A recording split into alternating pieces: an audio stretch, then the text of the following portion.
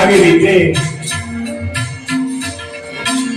ધીરે ધીરે સમય વીતતો જાય છે.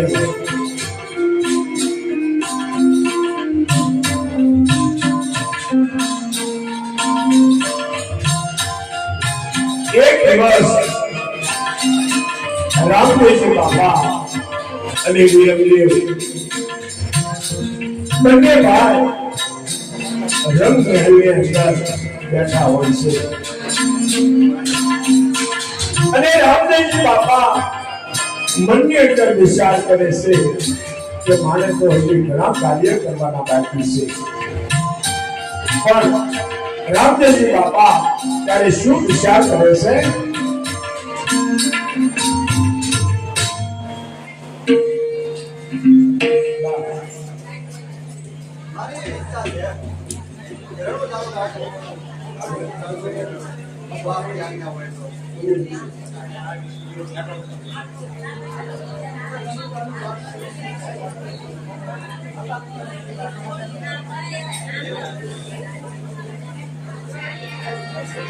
આવી રીતે રામદેવજી બાપા વિચાર કરે છે કે મારે તો હજી ઘણા કાર્ય કરવાના બાકી છે અને એ કાર્ય પોકળ ઘર નહીં પણ રડુ જાગ્યા પછી કાર્ય પૂરા થશે.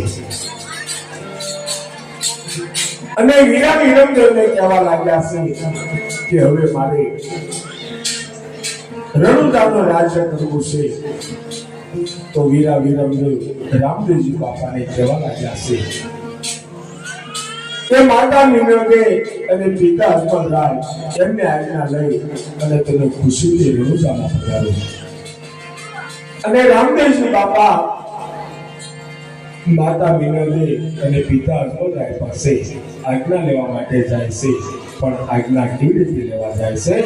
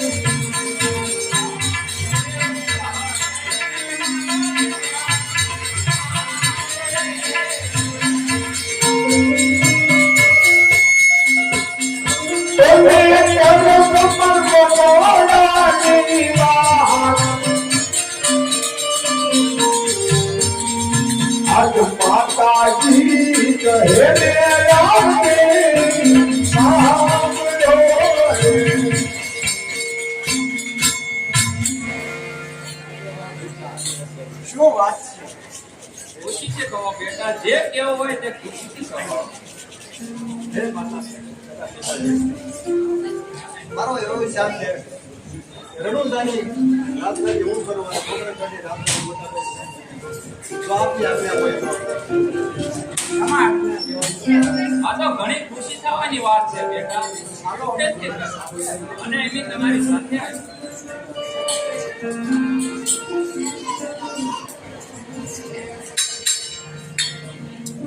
આવી રીતે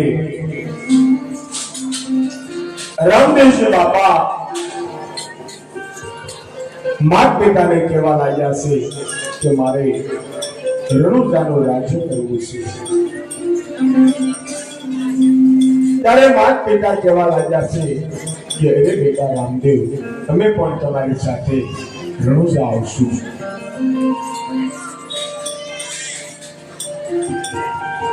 અને રામદેવજી બાપા ત્યારે નેતરદેવને કહેવા માટે જાય છે. નેતરદેવ આ તેમના રંગમહેલની અંદર વળશે. અને નેતરદેવને રામદેવજી બાપા આ શું કહેવા લાગ્યા છે?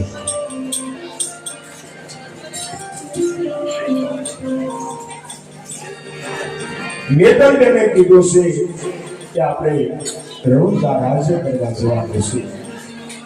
અને નેતરદેવ ત્યારે તૈયાર થવા લાગ્યા છે. અને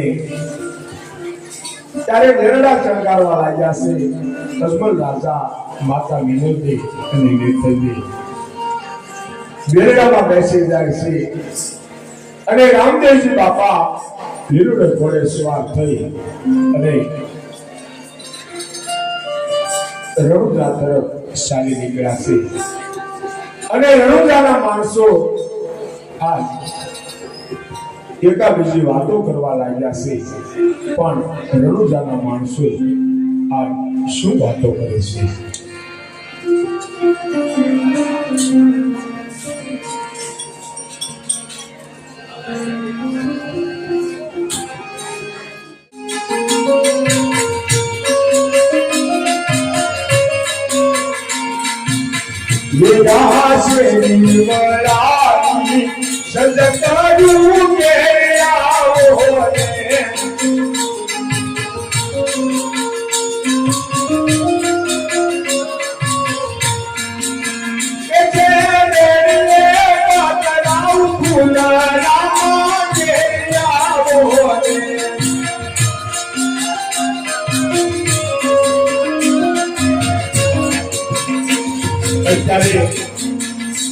રામદેવજી બાપા રણુજાનું રાજ્ય કરવા જઈ રહ્યા છે. અહીંયા બેઠેલા દરેક ધર્મપ્રેમી ભાઈઓ બહેનો માતાઓને વડીલો ફક્ત 2 મિનિટ તાળી પાડીએ. તારા દેશું ઓ